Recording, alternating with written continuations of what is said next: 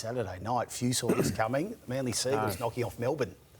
Didn't see it coming at all. No, I think I was sitting at home on the couch with the family and a little bit in disbelief, really, at what was happening. Craig Bellamy, he was extremely disappointed with the way that they handled this match. Come up with some brilliant efforts, some brilliant tries, but just their execution and some decisions they made throughout the game. And I think Craig may have mentioned that, just the way that they're playing at the moment is just not up to scratch, and at times, I guess, dumb, for want of a better word, just the way they're going about things. And if you look at the past few games, they've been really scrappy. I know they've been missing a few of their big name players, and they've had sort of a difficult period through this representative weeks with Origin, but so have a lot of other clubs. It's a concern that they're not getting the job done the way they should be getting it done. Like clinical, when you think about Melbourne Storm and you think about Craig Bellamy coach sides, very clinical, very ruthless with the way they go about things. They're just not doing that at the moment. What was the coach's reaction to the penalty at the end of the game? The Harry Grant. Yeah. Because for me, I think it was he. Look, for me, it's not dangerous. This is what I'll tell you what gets me about this, right? We want to do so much to protect these kickers and playmakers, right? What we can't do anymore is basically touch kickers. But what a kicker can do is put the ball up 20 or 30 metres in the air with a fullback or a winger standing underneath it helplessly and get pulverised by 2 or 3 players sprinting down there. That's the thing. That's what I don't understand. Yeah. We're trying to protect the kickers. We don't want to touch the kickers or hurt them at all. But they can put the ball up and absolutely get in and destroy one bloke standing there on his own. Well, what the game is saying is that the kickers are in a vulnerable position, right? But so are fullbacks. 100%. They're standing there helplessly waiting to catch the ball and they get hammered. And if you look at tactics of the game now with kicking, every team has got the same kick plan. So you make your way downfield and then you kick high. So it gives your chasers time to go down there. Then you usually got a 100-kilo back rower or a 100-kilo centre flying down and just nailing the fullback. A winger and a fullback. He's pretty vulnerable. Right. He's just got eyes for the football. I think it should be if it's dangerous. Now, that's not dangerous. We can clearly see that he's not going there to hurt him. He's going there to put pressure on him to try and stop him kicking the field goal. And he's barely touched his leg on the way through. Yep. And it's a penalty in front of the post that cost him the game. I think it's ridiculous. Yep. Do I need to ask Gus? Eh? No. Well, I'm dumb. I'm a dinosaur. In my era, that would be laughable. But as 2 ex-players and 2 great ex-players, are you not embarrassed that decides a game of football? Extremely embarrassed. And I can understand. I was seeing why isn't someone doing something about it? Well, Gus, you said in your lunch break you'd go down and solve all the issues. We'll go down there and do it because you know what? I'm busy eating lunch these days. Well, I understand. It's the only break I get all day. I understand. We've seen ones in the past where players have gone at the opposition players' legs. Diving at the legs while they're kicking the ball. That's dangerous. I understand that. We've seen legs get broken. We've seen things go really, really wrong. Yep. That's dangerous. But I think we can see the difference between them ones and that one there, where it's not dangerous. You saw the reaction of the bloke who kicked it.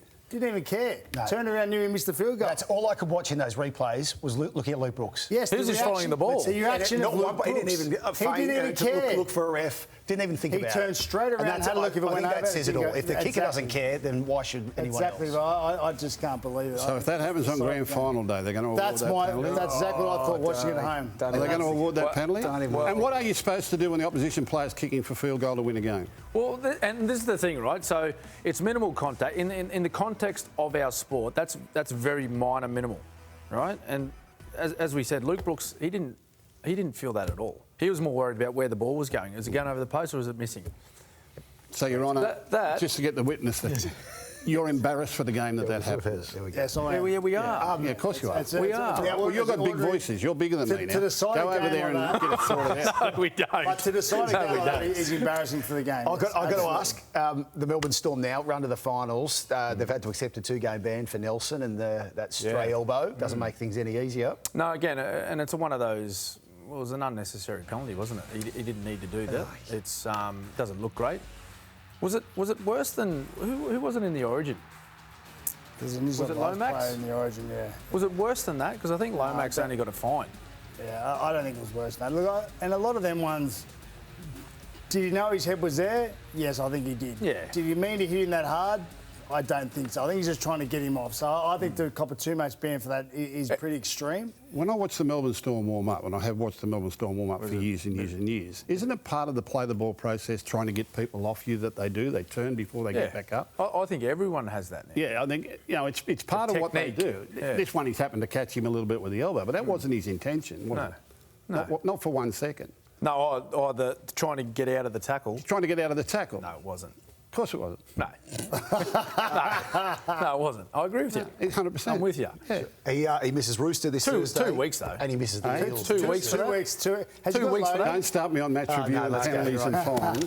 Topic number three. It's laughable. Good father, goat and gal. The Kangaroos coach set to be unveiled, Kevin Walters, and this will be, Gus, for the 3-match series, the tour of the UK against the Lions. What happens here? What do you want? Well, Kevin gets the job, and then what is it, a trial period? I don't really understand how it works. I can't answer you. Okay. Former Kangaroo, former Queensland coach. So he hasn't signed for a 2 or 3 year period. It's just one series. They're giving him the three games. It's something we haven't seen before. Okay. It's a Kangaroo Tour, isn't it? I'd assume it'd be remember for the anyway. Ashes series. Yeah, for the Ashes Kangaroo series. Tour, the Ashes series. Yeah, the Ashes series. Yeah. So I don't know. There's been no sort of details given around, I guess, the terms of the contract as a Kangaroos coach, apart from saying it's a 3-match agreement.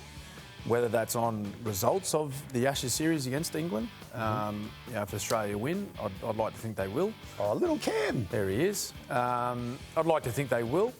And, I think Kev will do a great job. He did a great job. I was lucky enough to be coached by Kev 2016 and 17 in the Queensland State of Origin side. We got a couple of series victories there, and I think he'll do a really good job. Good on Kev for getting the job. I think it's a great appointment. Did you ever go for the job? I know we spoke about it on this program. Yeah. Did you ever put your name forward or apply for it, or was there any discussion with anyone about it? I had a phone call from Peter Volandis a couple of days ago.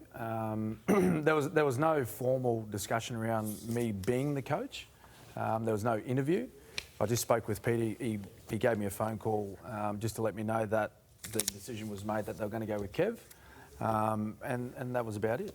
That was about it. And I'm happy with that decision. I respect that decision. If I had the opportunity to put a case forward, I would have. But the decision was made by the game's hierarchy to go with Kevy, and I think it's a great appointment. What about an assistant role? Is that something you would consider? Well, that was mentioned in the phone call that could be possibly something to look at, but I haven't had any further discussions with Peter, with Andrew Abdo, or anyone in the NRL about that. Wouldn't that be up to Kevy now? Well, that's what I'd assume, Gal. If Kev's been appointed the head coach, that he could pick his staff and build a staff around him. But yeah, I don't know. Apart from that phone call from Peter a couple of days ago, that's about it. All right, watch this space on that one. But Kevy bringing the energy as he always does. Well done to Kevy when the official announcement finally gets made.